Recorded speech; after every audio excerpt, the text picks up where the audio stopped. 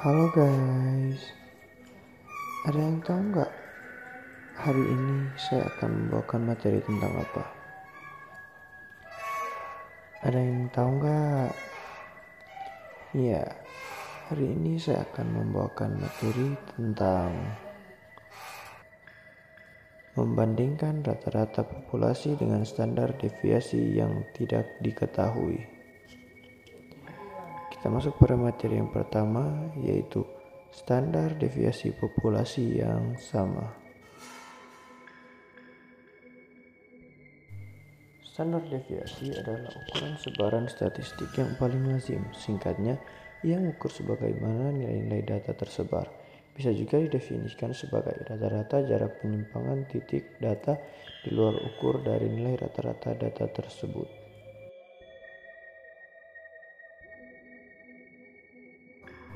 Sehingga standar deviasi adalah ukuran besarnya perbedaan dari nilai sampel terhadap rata-rata.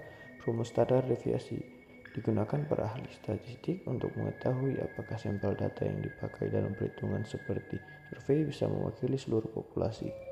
Fungsinya memperkirakan simpangan baku berdasarkan satu sampel. Simpangan baku adalah pengukuran seberapa lebar suatu nilai tersebar dari nilai rata-rata atau nilai tengahnya.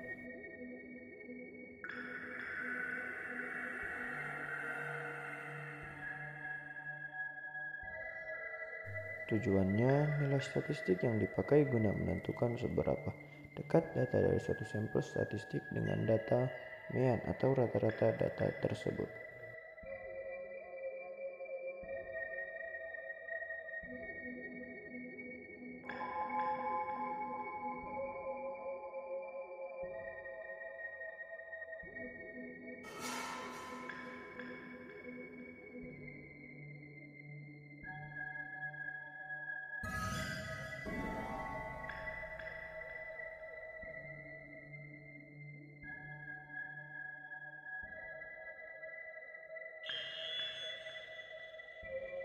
Standar deviasi dua sampel dikumpulkan untuk membentuk perkiraan tunggal dari standar deviasi populasi yang tidak diketahui. Pada dasarnya, kita menghitung rata-rata terbobot dari standar deviasi kedua sampel dengan menggunakan nilainya sebagai perkiraan standar deviasi populasi yang tidak diketahui. Mengapa kita perlu menyatukan standar deviasi sampel? Karena kita mengasumsikan bahwa kedua populasi memiliki standar deviasi yang sama. Perkiraan terbaik yang dapat kita lakukan dari nilai tersebut adalah menggabungkan atau menyatukan seluruh informasi sampel mengenai nilai dari standar deviasi populasi yang kita miliki. Rumus variansi gabungan adalah S kuadrat P sama dengan N1 kurang 1 S kuadrat 1 tambah N2 kurang 1 S kuadrat 2 per N1 tambah N2 kurang 2. Keterangannya S kuadrat 1 adalah variansi dari sampel pertama dan S kuadrat 2 adalah variansi dari sampel kedua. Uji rata-rata dua sampel standar deviasi yang tidak diketahui. T sama dengan X bar 1 kurang X bar 2 per akar S kuadrat P 1 per N1 tambah 1 per N2. Keterangannya X bar 1 adalah rata-rata dari sampel pertama, X bar 2 adalah rata-rata dari sampel kedua, N1 adalah jumlah pengamatan sampel pertama, N2 adalah jumlah pengamatan sampel kedua, dan S kuadrat P adalah perkiraan gabungan dari variansi populasi.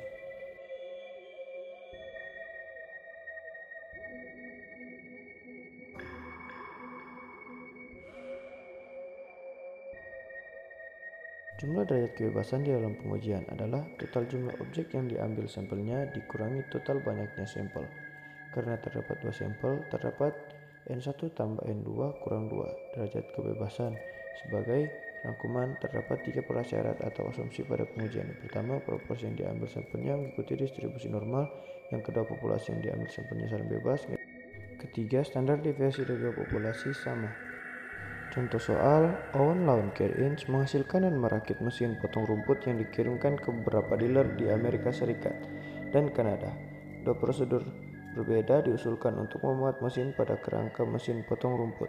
Pertanyaannya adalah, apakah terdapat perbedaan rata-rata banyaknya waktu yang diperlukan untuk memasang mesin pada kap mesin pemotong rumput? Prosedur pertama dikembangkan oleh Wells dan prosedur lainnya dikembangkan oleh Atkins.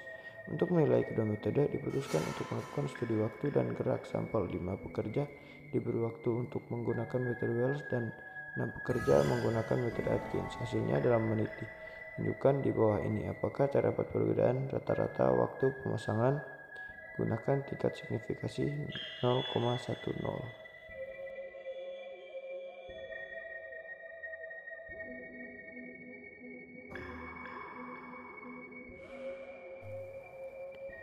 Melalui 5 tahapan uji hipotesis 0 menyatakan bahwa tidak terdapat perbedaan rata-rata waktu pemasangan di antara kedua prosedur. Hipotesis alternatif menunjukkan bahwa terdapat perbedaan. Asumsikan yang diperlukan antara lain pengamatan kepada sampel Wells saling bebas dengan pengamatan pada sampel Atkins. Kedua populasi mengikuti distribusi normal. Dan ketiga, kedua populasi memiliki standar deviasi yang sama. Apakah terdapat perbedaan antara rata-rata waktu pemasangan menggunakan metode Wells dan Atkins? Rate kebebasan sama dengan total jumlah sampel dikurangi banyaknya sampel. Pada kasus ini yaitu N1 tambah N2 kurang 2, 5 pasangan menggunakan metode Wells dan 6 pasangan menggunakan metode Atkins. Jadi, terdapat 9 derajat kebebasan diperoleh dari 5 tambah 6 kurang 2. Nilai konsisten melalui lampiran B. 2 untuk DF sama dengan 9, uji dua sisi dan tingkat signifikasi 0,10 adalah 1,833 dan 1,833. Kaidah keputusannya digambarkan secara grafis pada tampilan 11.3. Kita tidak menolak hipotesis 0 jika nilai hitung T berada di antara minus 1,833 dan 1,833. Kita menggunakan 3 tahapan untuk menghitung nilai T. Tahapan pertama yaitu menghitung standar deviasi sampel. Metode Wells X1 meliputi 2, 4, 9, 3, 2 hasilnya 20. Rumus X1 kurang X per 1 kuadrat 4, 0, 2, 5, 1, 4 hasilnya 34. Metode Atkins X2 meliputi 3, 7, 5, 8, 4, 3 hasilnya 30. Rumus X1 kurang X bar 2 kuadrat 4, 4, 0, 9, 1, 4 hasilnya 22. X bar 1 sama dengan sigma X1 per N1 sama dengan 20 per 5 sama dengan 4. X bar 2 sigma X2 per N2 sama dengan 30 per 6 sama dengan 5. S1 sama dengan akar sigma X1 kurang X bar 1 kuadrat per N1 kurang 1 sama dengan akar 34 per 5 kurang 1 sama dengan 2,9155. S2 sama dengan sigma akar sigma X2 kurang X bar 2 kuadrat per N2 kurang 1 sama dengan akar 22 per 6 kurang 1 sama dengan 2,0976. Tahapan yang kedua yaitu menyatukan variasi sampel. Kita menggunakan rumus 11.5 untuk menggabungkan variasi sampel. S kuadrat P sama dengan N1 kurang 1 S kuadrat 1 tambah N2 kurang 1 S kuadrat 2 per N1 tambah N2 kurang 2 sama dengan 5 kurang 1 kali 2,9155 pangkat 2 tambah 6 kurang 1 kali 2,0976 pangkat 2 per 5 tambah 6 per 2 kurang 2 sama dengan 6,2222. Tahapan yang ketiga itu menentukan nilai T. Rata-rata waktu pemasangan untuk metode Wells adalah 4,00 menit diperoleh X bar 1 sama dengan 20 per 5. Rata-rata waktu pemasangan untuk metode Atkins adalah 5,00 menit diperoleh dari X bar 2 per sama dengan 30 per 6. Kita menggunakan rumus 11.6 untuk menghitung nilai T. T sama dengan X bar 1 kurang X bar 2 per akar S kuadrat P 1 per N1 tambah 1 per N2 sama dengan 4,00 kurang 5,00 per akar 6,2222 kali 1 per 5 tambah 1 per 6 sama dengan 0 minus 0,662. Apa yang terjadi jika standar deviasi lebih besar dari mean? Standar deviasi merupakan cerminan dari rata-rata penyimpangan data dari mean. Standar deviasi dapat menggambarkan seberapa besar variasi data, di mana jika nilai standar deviasi lebih besar dari nilai mean, berarti nilai mean merupakan representasi yang buruk dari keseluruhan data. Setelah membahas topik yang pertama tadi, kini kita masuk kepada topik yang kedua yaitu standar deviasi populasi yang tidak sama.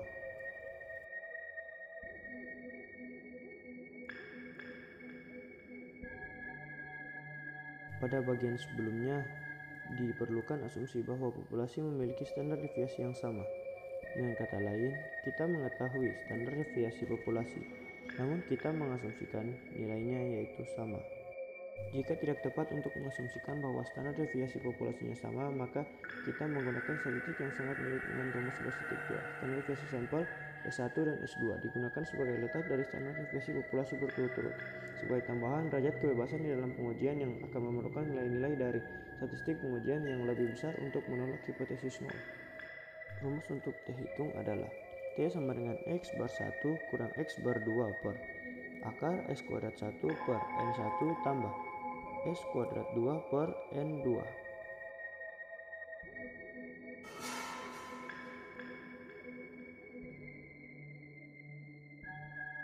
Selanjutnya, angka derajat kebebasan diperoleh dari derajat kebebasan untuk uji variasi yang tidak sama. df sama dengan S kuadrat 1 per N1 tambah S kuadrat 2 per N2 pangkat 2 per S kuadrat 1 per N1 pangkat 2 per N1 kurang 1 tambah S kuadrat 2 per N2 pangkat 2 per N2 kurang 1. Selanjutnya di sini ada perbedaan dari populasi dan sampel. Yang pertama, deviasi standar populasi adalah nilai parameter tepat untuk digunakan untuk mengukur dispersi dari pusat, sedangkan deviasi standar sampel merupakan penaksir yang tidak biasa untuknya. Dua deviasi standar populasi dihitung ketika semua data mengenai setiap individu dari populasi diketahui, dan itu standar deviasi sampel dihitung. Yang ketiga, deviasi standar populasi diberikan oleh sigma sama dengan akar sigma xi kurang mu pangkat 2 per N, di mana mu adalah rata-rata populasi dan N adalah ukuran populasi.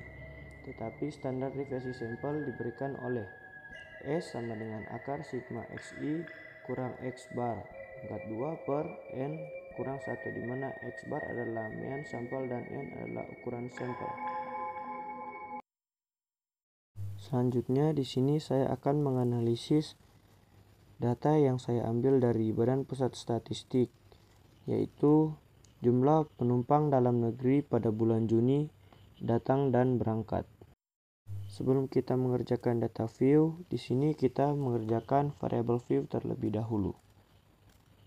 Untuk variabel yang pertama ada bandara, dan yang kedua adalah tahun, ketiga adalah penumpang, dan yang keempat adalah jumlah penumpang atau kita singkat saja dengan JP. Lalu di label kita tulis bandara dengan label bandar udara, tahun, penumpang, dan JP atau jumlah penumpang.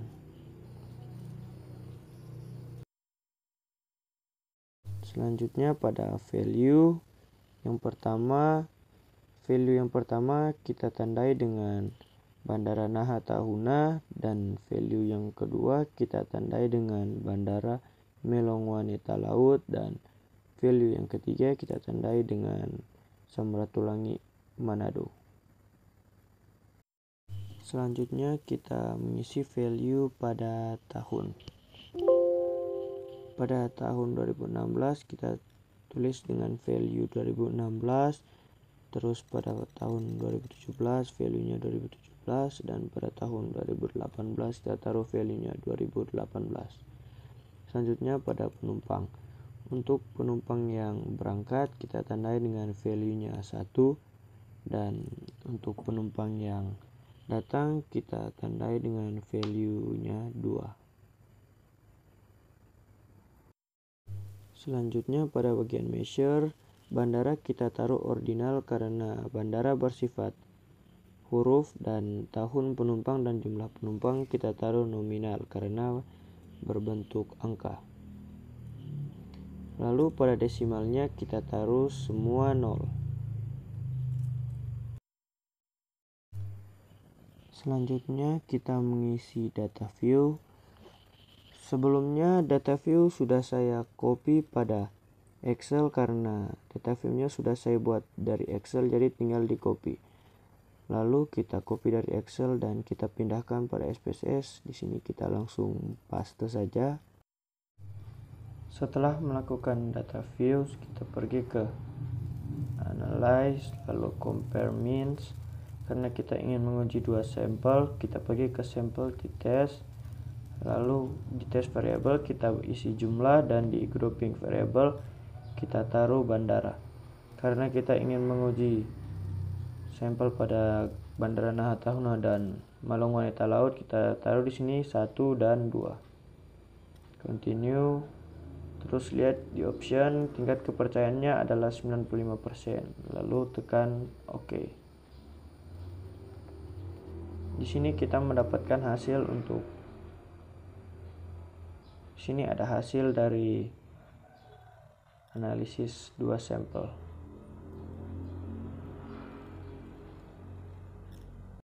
Ini adalah hasil data yang saya analisis menggunakan SPSS. Demikian dari saya, diucapkan banyak terima kasih.